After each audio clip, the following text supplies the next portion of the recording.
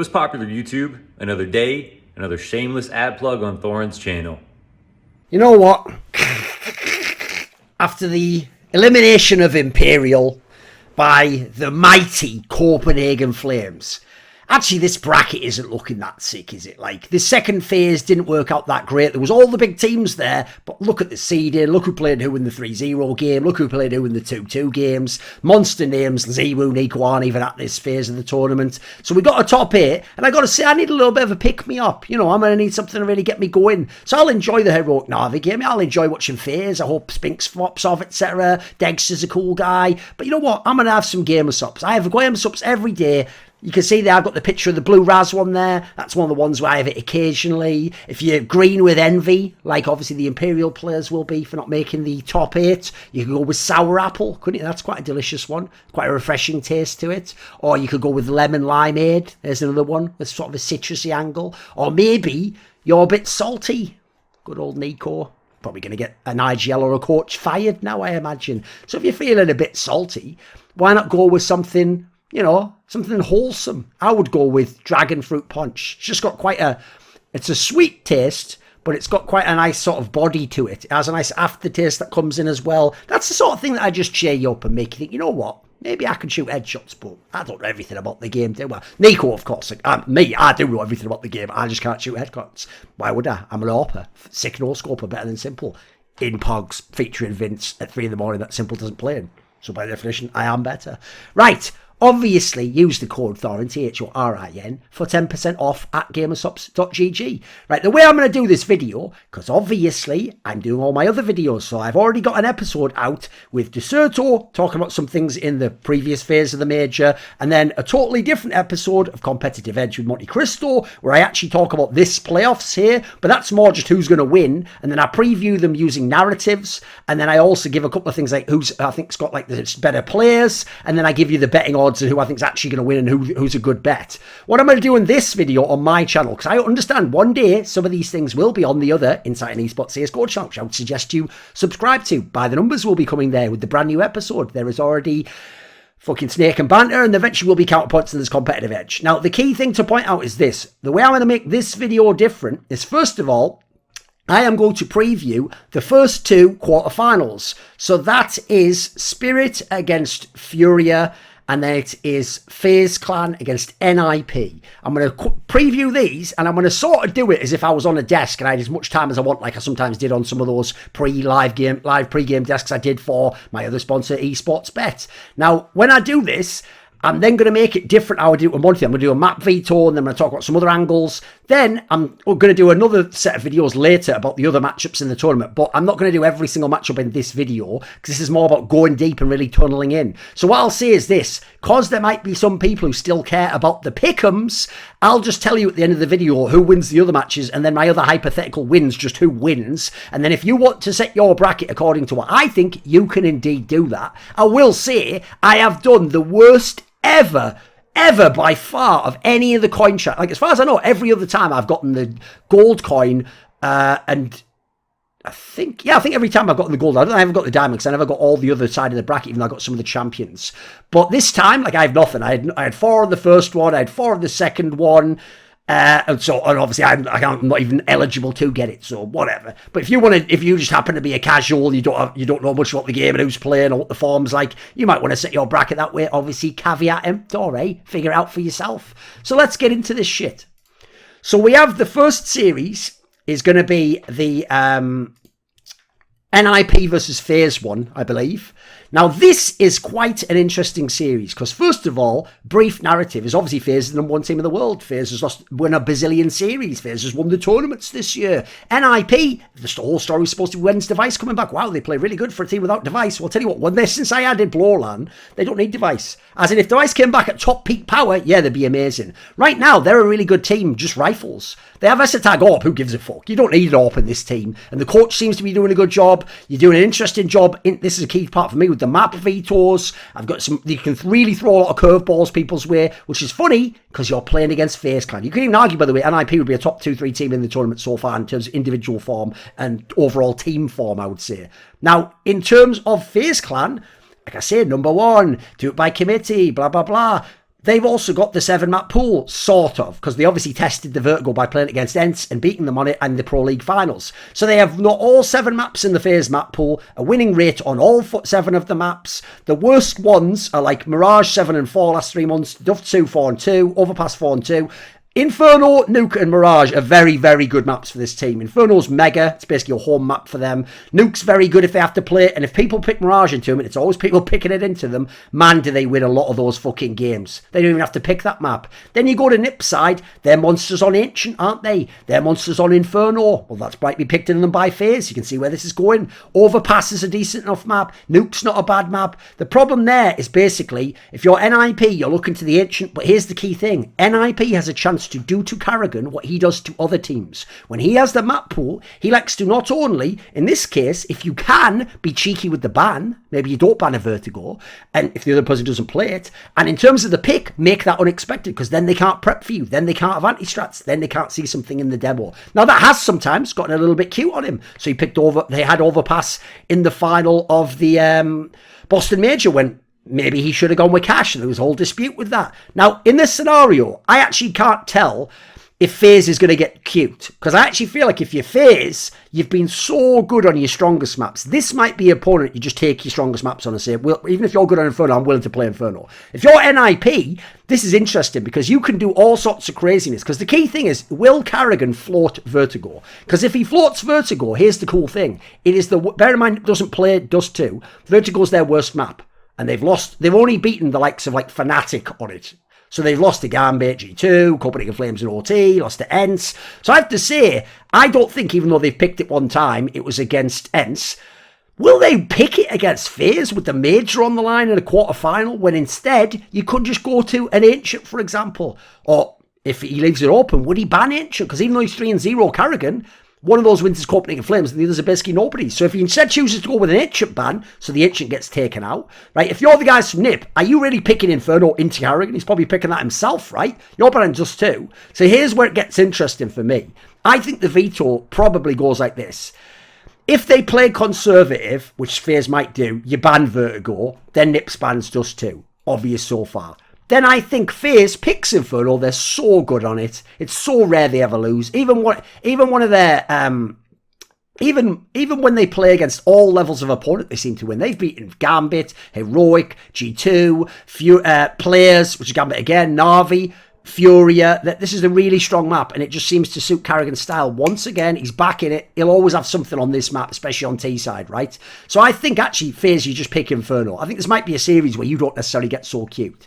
The guys from NiP, I think actually the logical one, if Vertigo was banned, is actually to pick Overpass, because this is one where, like, you've actually got a slightly better performance in your record. You even had like the close loss to TL, you've beaten ENCE, you've beaten Vitality. Meanwhile, if you're the guys from FaZe Clan, it's like Overpass it bad. You're 4-2 on it, you've beaten Na'Vi, you've beaten the Gambit guys, you lost twice to ENCE, you've beaten Eternal Fire. I actually feel like that's not a bad pick. I'd maybe go with the Overpass pick there. I think then FaZe would then follow up with the Ancient ban.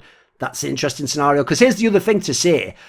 Basically, Overpass is the punish pick if you're NiP. If you want to go pure comfort, you go with Ancient. The problem with that is, do you want to go straight into the Ancient of karrigan? That's why I don't know. Maybe you do. That could be the other pick as well. Either way, I actually think NiP will have an advantage on their map pick, unless their FaZe players actually just outperform them overall. Then, I think that NiP will ban Mirage as the last one. In this scenario, you can play it as a decider. They've played it a decent amount, but man, that seems to be the easy way to lose to the guys from FaZe. So I would personally shift it to Nuke. I think both teams are solid enough on Nuke overall. I actually think that would advantage the guys from FaZe. So guess what? I do, of course, have FaZe Clan winning this game. But here's the thing. I think NiP's played in such a fashion, I think they have a way bigger upset chance than people believe.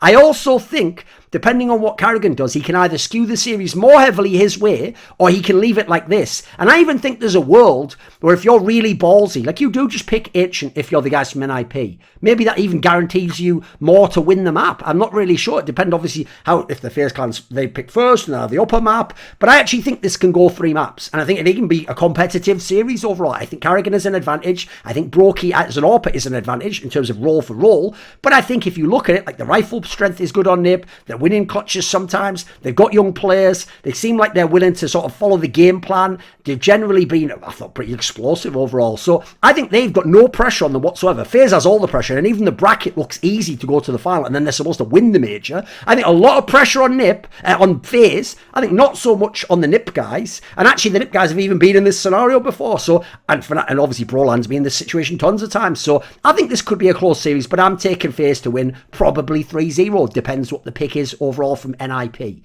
Now let's go to the other series, which I actually think has a lot more leeway. And spoiler, I'm probably going to take the upset for this. When Furia plays Spirit, you might know, I generally hold Furia in higher regard than some, in the sense that I think they're creative with what they do tactically. CT&T, I used to like art style a lot, and it's fallen off a little bit. Kovacevicd, I think, has some of the best aim in all of Counter. He's contender for best aimer. He's a monster. A little bit off at this tournament, but generally strong. Yuri used to be the better player, quite frankly, the more all-round player. Not quite as good now, but still a star player. Still, he could be in FaZe, for example. He's on that sort of a level of the trio stars. Then, unfortunately, Safe hasn't really come online as an AWPer. Brokey's going to be the better... I think actually Dexter or someone will be better in that sense. And then, of course, at the end of it all, who do you have? You have Drop. Now, Drop's actually performed pretty decently and seems to starting to be getting every tournament a little bit better in the team. So the team's not bad. It's just they've got that style of play. They've got a lot of alternatives. And the interesting thing for me is when you get into all the map pool, all that jazz, because they are monsters on Vertigo, right? One of their only losses was an OT loss to Pain, a regional team. They're pretty good on Vertigo and Ancient, right? Really good on that. They play tons of Nuke and they're sort of back and forth. They can lose to tons of teams. They can win a bunch of games. Overpass, they're pretty good, 3-0. Not that many top teams they play, but they did beat outsiders. Mirage, they're 4-4. And they only have one map they've got a losing rate on, which is Inferno. And a lot of those losses, quite frankly, are to the likes of G2 a couple of times. FaZe Clan, they've beaten FaZe Clan as well. Vitality, NiP. And then they don't play Dust 2. So you see the map pool's pretty solid for Furia. It's more about the individual players, I think, as to whether they can do it or not, and if someone outcalls Art. And now listen, I don't think Spirit necessarily is going to outcall them, but here's where it gets interesting. Because Spirit, the one from last major, was a bunch of stars and skilled players. They've somehow retooled. The Pacy and Thorin guys, along with Dexter, are three of the top players in this tournament, like the top 10 or 15 or something. They have like quite a lot of highly rated players overall. Dexter's a monster. Finally, he's getting to this phase and doing that. He was doing it just in the first phase last time.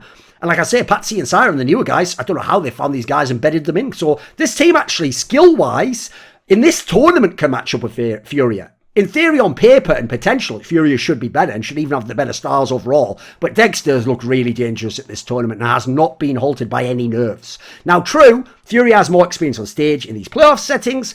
Spirit don't really, but then again, Furia doesn't have tons of experience of winning and going to deep tournaments, and some of those players, some years and years ago, and they weren't always the favourites, they were the underdog, right? So I think what's interesting is this. When you come to this team, I think you're in a scenario where firepower's evening out, with Furia a little bit underwhelming, Spirit a little bit overperforming. I expect that to change a bit, and Furia might have the slight edge in terms of firepower. But for me, the real upset potential is there for the Spirit guys. And I think the interesting part is the AWP factor. I think Dexter can dominate safe. And I think that could be a key factor to take some of the weight off the fact that probably Yuri and Kovacevicd will dominate his riflers. So as a result, I think that a lot of these factors even out. And I'm really interested in this Veto, boys. Because the Spirit guys are monsters on Nuke, 6-1, but a lot of those games are against lesser opponents. They're monsters on Dust 2, 5-1. A lot of games against lesser opponents and got massive wins. Then you go, by the way, actually they beat Furia on Nuke at this tournament. They beat Heroic on Nuke at this tournament. Then you go Ancient, 4-0. Who against? They won against, I think, Astralis or something, against Copenhagen Flames, so not the best teams. Mirage, they're 5-5 on. Both teams sort of up and down on that one, but again, bad teams. Overpass, they're pretty good on 3-1, but wins over Astralis. You don't really know that many of the other teams. They lost to OG. And then Vertigo, they're 2-2 on. Lost to Copenhagen Flames. They don't play Inferno, which, by the way, was the worst rated map of Furia. So I expect, actually, potentially a series with some really nice maps for everyone. Like, I actually think what you're going to get here goes like this. I think Furia, logically, does what they always do. They always ban Dust 2. And spoiler, do you know who Spirit always bans? Inferno. So at this point in time, the question is just this. Are Spirit 200 IQ geniuses where what they want to do is because if you're Fury, you do ban Dust too, so that Spirit can't get a strong map. Do you want to instead go and say, well, they're not that good on Inferno anyway, although, by the way, they had a 14-16 loss to G2 recently, I thought was pretty decent. They're still a good team. So I think overall the question is, do you want to fuck with your Veto? It doesn't look like they do, quite frankly. So as a result, yeah, nothing to worry about there. So let's imagine we get the permas out. We get Dust 2 banned from Furia, Spirit bans Inferno. I think Furia logically just picks Vertigo, the 7-1 on it. And even though, like, I mean, no, quite frankly, there is no reason Spirit would beat them on that map, except for just raw out-fragging them and Dex going crazy. It's hard to use the AWP on that map. So I think Furia can win the first map. They should be favoured to if they indeed go ahead and get in that situation, assuming there's not some Spirit switch up and they ban Vertigo and challenge the Inferno picks. That would be a clever way, by the way, to get in the heads of the guys from Furia. If they do that, I'm heavily shifting it towards Spirit, but I'm thinking this is what makes it a bit more even. Then I think Spirit picks Nuke.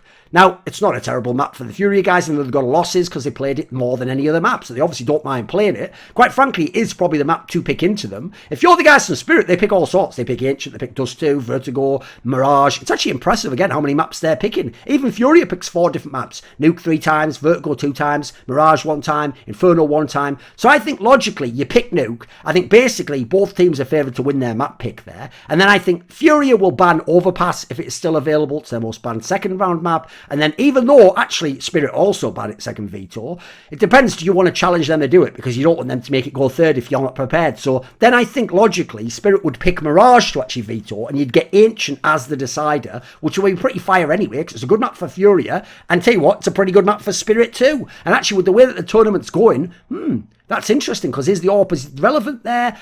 Certainly, we've seen, I think Furia's got a kind of explosive CT side pushes that could be interesting there. I think this is a fairly close series. So I actually think the factor that Furia's the big favourite, not as much known about Spirit. Spirit's already won a game off them. If you look at how they're playing, I wouldn't be that scared as Spirit or Fury. I think if we just play and hit our shots, we get to the maps that we're fine on, we've got a chance to do it. So I'm actually low-key sort of feeling Spirit to maybe get the upset, but I think it's more of a 50-50 series overall. And I think this can be potentially a very thrilling one overall. Now, I said I'll give you the wins of the other one. So essentially, I'm going to take Furia wins this match. Look, if you want to go I'll do it the other way. First match was FaZe-NiP. I think FaZe wins that one. Then, in terms of this one, I would probably pick Spirit if I was doing my coin thing and gamble, because fuck it. But if you want to go with the safer pick Furia. So you take Furia and FaZe. The other side of the bracket is, of course, ENCE, Copenhagen Flames, and Heroic versus Na'Vi. I won't go into those because they'll be in a future video. ENCE versus Copenhagen Flames. I do think ENCE will win that game. Heroic versus Na'Vi, I also think Na'Vi will win that game. So potentially you can just put all the favourites forwards. In the semis, so you can do your coin, I expect that FaZe Clan will beat Furia. I think they've got the map pool, the calling style, and the AWP. Then I think over on the side of the other bracket, where I think it will be ENCE against Na'Vi, unfortunately, I don't think Spinks can just keep going forever. I think eventually Nerve's got to get to a bit. I think the simple factor's too much. I think Na'Vi will be really hungry and horny to make that final at that point in time, knowing destiny awaits them with their last ever run with this 5-man lineup, potentially, and maybe ended up with a Yekindar next tournament. So let's get this major. Then in the final, FaZe versus Na'Vi, I think it's going to be that. This is the only time I'm picking against Na'Vi. They have simple, yes, but they did every other time they faced against FaZe. And I think FaZe, finally, the pressure will be huge, but they have the map pool where they can fuck with Na'Vi. They actually have the players that can collectively get it done. They have clutch players, they have solid players, they have aggressive players, they have all-around players, they have veteran players, they have the supportive players. Na'Vi used to have all those things at the last major. Electronic hasn't really been playing that well. Perfecto's been overperforming. Simple as a monster, Bit's very good. Boomich looks like he's a bit distracted, he's got his own issues. I think the edge is to FaZe Clan. I picked FaZe Clan to win the major. FaZe Clan in the final winning. FaZe Na'Vi in the final. FaZe versus Furia in the FaZe versus Spirit in the semis. I think they'll beat Spirit completely. I fucked it up there because I said Furia, didn't I? Let me think. See, I took Spirit. They're going to beat Spirit as well, I also think. I think map pool, there's nothing Spirit can do against them. I think that ENCE loses to Na'Vi, and then you heard the other matchups. I'll be back at another time. Obviously, if you want to have some delicious gamer sops, make your own productive content. Probably won't do that, but if you ever thought you were as good as me, it's why you aren't. Even if you're someone on the Majors analyst desk watching, spoiler, you aren't. I chose not to do the event. I'd be there right now fucking scoring 30 and giving you the odd pass. You know the way that fucking bread's buttered, baby. But then again, I don't like biomedical tyranny. This video was kindly supported by Ahmed Hadjou, Matt Pugnatio, Rajcula, Kyle R, Pacy, Travis Goff, Adam Ochs, Animosity, Butt Pounder 420, Hades, Jensen Goh, Joseph Ginsburg, Kovacevicd, Tobias Bernasconi, Thorin, zoomba, Zyrathenia, and a special thanks always goes out to Jerky's Minion. Would you like to find out who upcoming guests are going to be? Maybe even suggest them on the topic for my content. Maybe you want to appear in one of those lengthy esports discussions with me or ask me a question for my video AMA. Well, if these perks or indeed any of the others available intrigue you, then join the Skrill Illuminati today. Put the money where your mouth is. Where? In the description box below and the Patreon link.